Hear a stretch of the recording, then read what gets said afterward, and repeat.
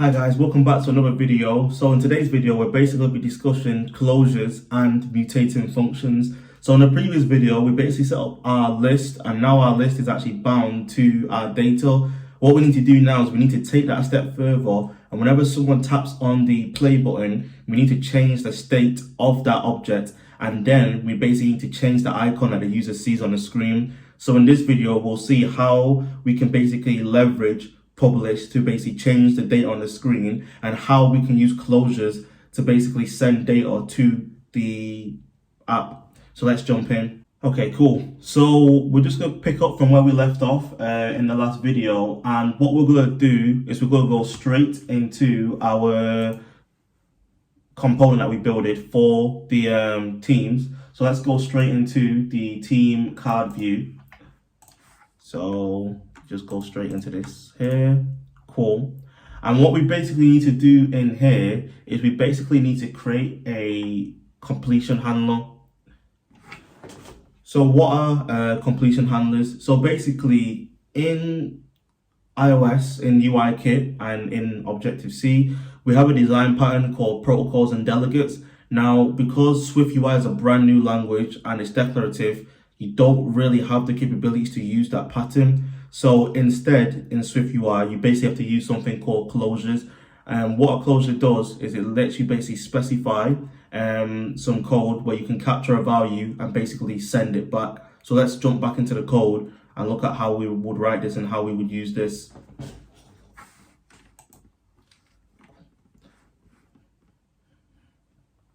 Okay, so what we're going to do is we're just going to write out a closure. So let's just write out this closure, and then we'll go into a bit more detail in terms of what it actually means. So I'm just going to type a new variable here called handler. So for my completion handlers, when I'm working with closures, I just like to call them handlers if there's only one. If there's more than one, then I'll make it a bit more descriptive, i.e. it could be like play handler, stop handler, and so on and so forth. So we want the type of this to basically be where it sends us back a team. So I'm just going to write this out and then explain it to you once I finish typing this out. Okay, cool.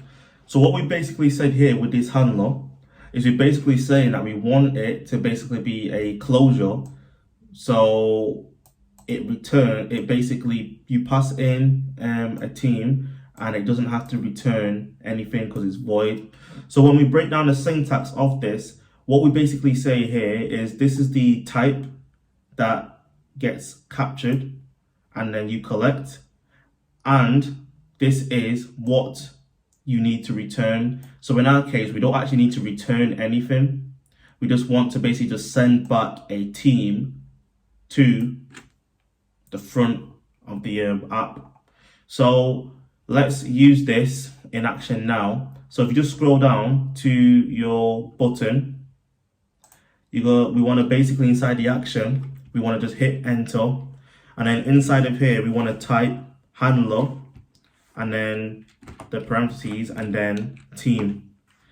So if we just compare the two, we basically pass the team within the closure here, but because we said void, we don't actually return anything because we just literally just want to send back the team. And if you scroll down a bit more, we basically get some errors in the preview, and the reason why that is because we've created a new property handler and we've not initialized it with a default value. So let's do that now. So let's fix this, and all we need to do here is just do this, and then we're just going to put underscore in, and then the same thing here.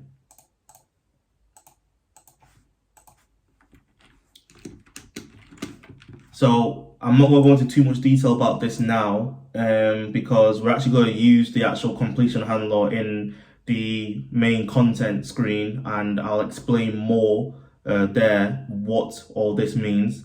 So this is just to basically remove some errors. Okay, cool.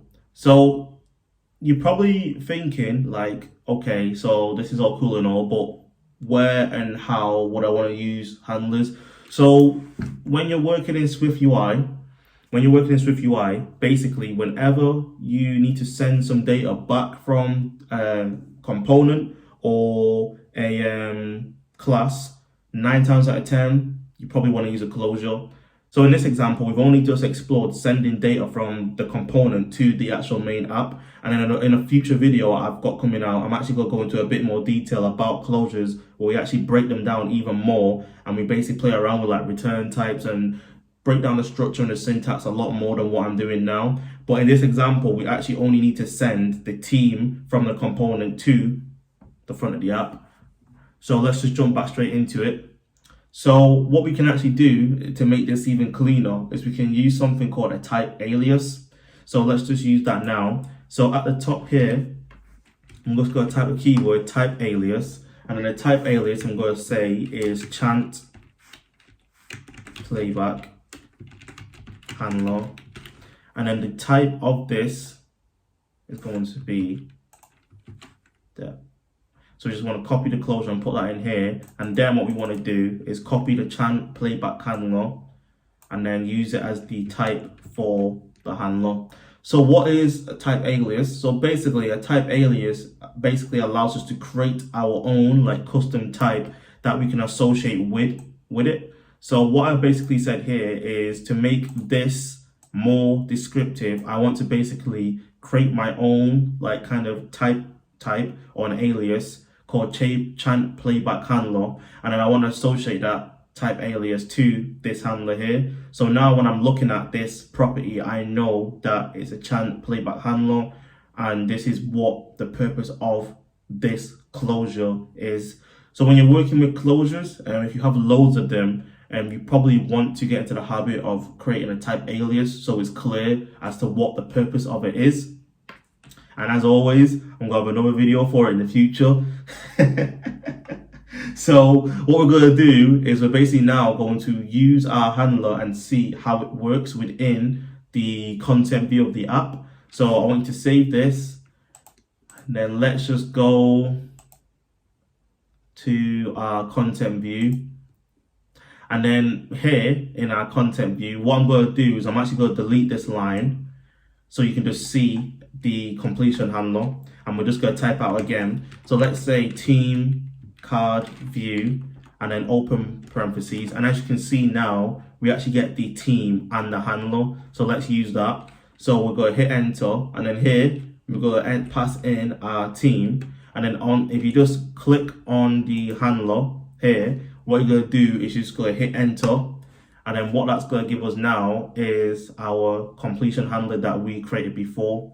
So just so you can see this, what I'm going to do is I'm just going to hit the button on the right editor, and then I'm just going to go into our component so we can compare the two. So let's just continue filling this out for now.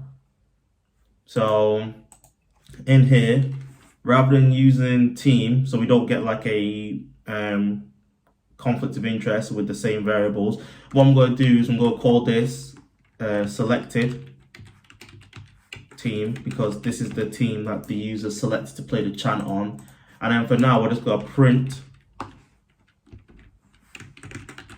this. So selected team, and then this is going to be selected team. All right, cool. So let's just compare this completion handler to what we have here.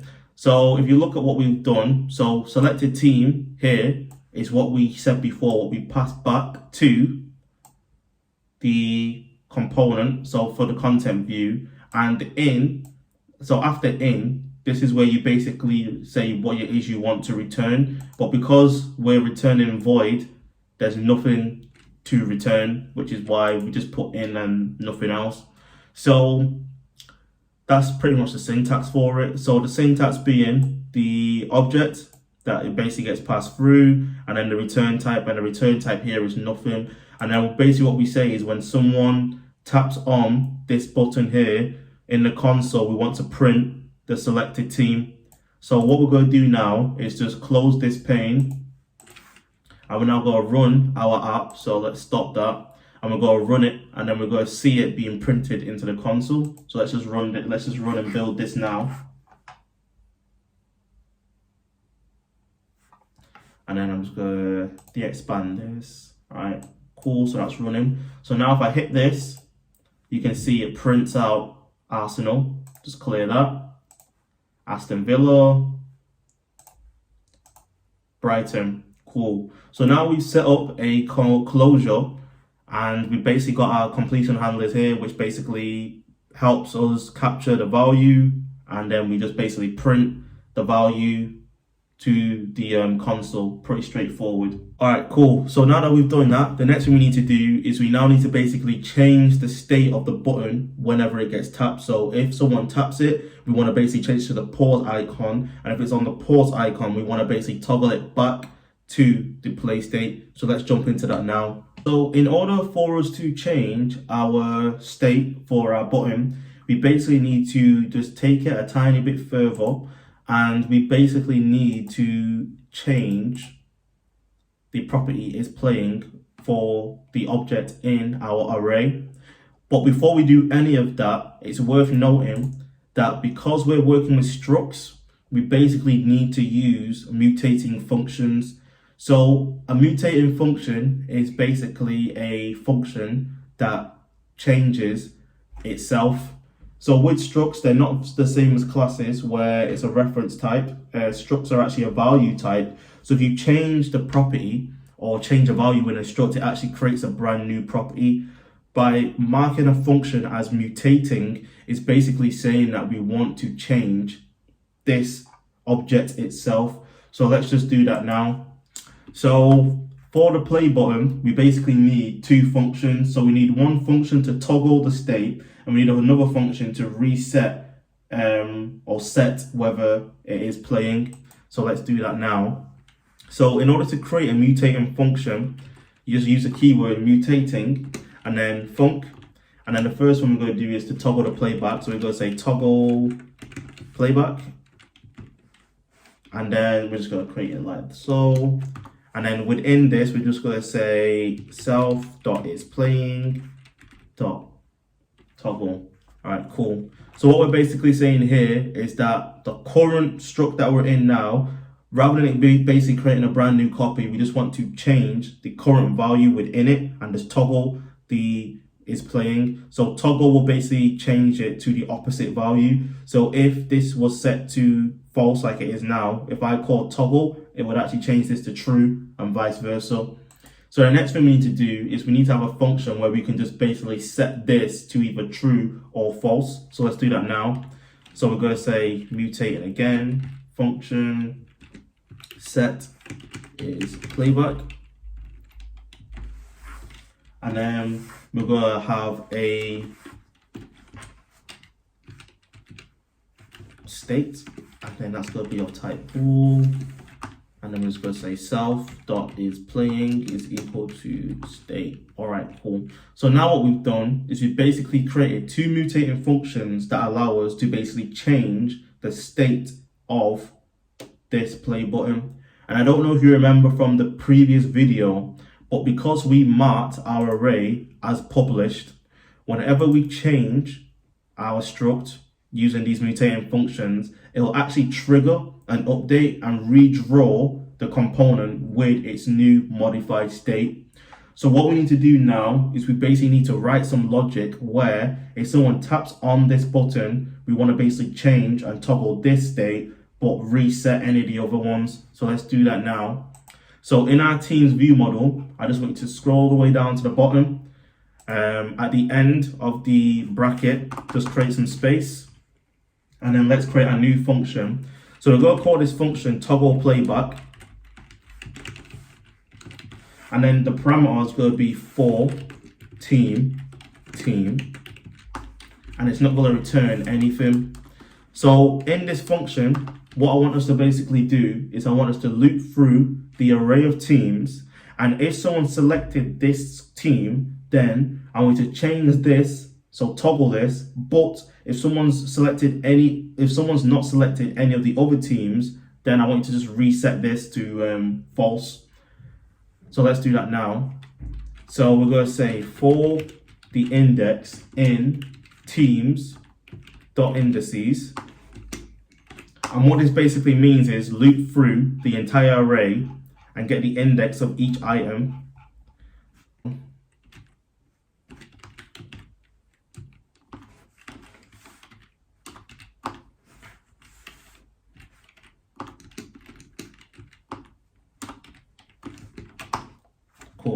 So we're basically saying to loop through this array and check every single item, and then check all the items and basically access the item at that index.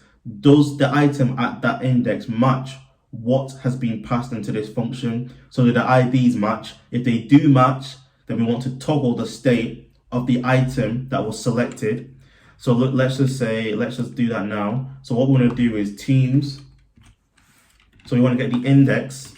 So we want to use the index to get that item in this array. And then we want to just literally toggle the playback. So we want to use our mutating function to toggle the playback. If the item that we're looping through doesn't match what the user has selected, so i.e. if someone selects Arsenal, but we're now on Aston Villa in the array, then we just want to set this to false. So we just want to reset it because obviously you've not selected it. So we just want to set the state to false, that you're not, this song isn't playing. So we want to do, so set is playing state to false. All right, cool. So before we continue, let's just give that a quick just summary and run through. So let's loop through the items and get the index of the item in the array.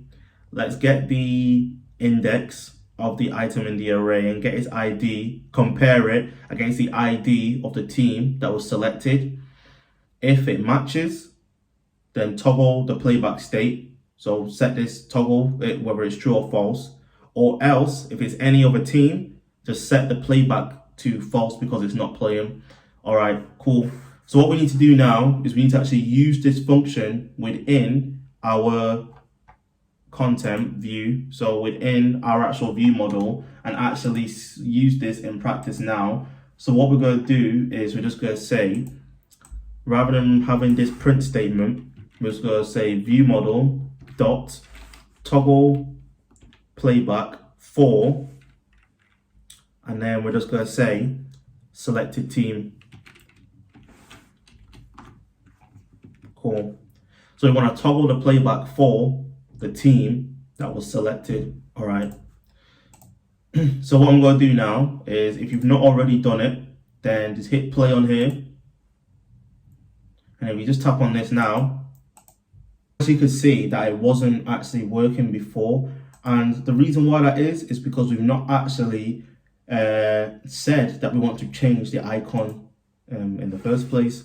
So what we need to do is we actually need to basically make this image observe changes to the is playing and swap between two different icons. So let's do that now. So if you go into your team card view, all you need to do is just scroll down to the image here. And then on this line here where the image is, you just want to say team dot is playing and then question mark. So if it's playing, then we want to show the pause icon. So let's do that now. So copy and paste that here and just literally just change the word here from play to pause. So now that we've added this ternary operator in, what we're basically saying is if the team is playing, so if it's playing, so if it's true, then we want to show the pause icon. And if it isn't playing, then we want to show the play icon. So what we'll do is we'll test it out in our live preview, and then we'll test it out in the simulator to make sure it's okay. So let's just run it here. If I hit play, nice, it swaps between the two. And you can see when you tap through the other ones, it's all working all good. And now if we just stop the live preview here, and let's just actually run it on the simulator to see what it's like. Same again. Cool. So as you click through the teams, it starts to change the icon and they reset. All right, awesome. Okay, so that's everything for today's video, guys. So for the next video, what we're going to do is we're actually going to look at a new component that was introduced in iOS 14 called lazy grids. So we're actually going to make our list more efficient using this new component, and we'll discuss the advantages and disadvantages of using this and lists as well. So join me in the next video. As usual, like, share and subscribe, and I'll catch you guys in a bit. Deuces.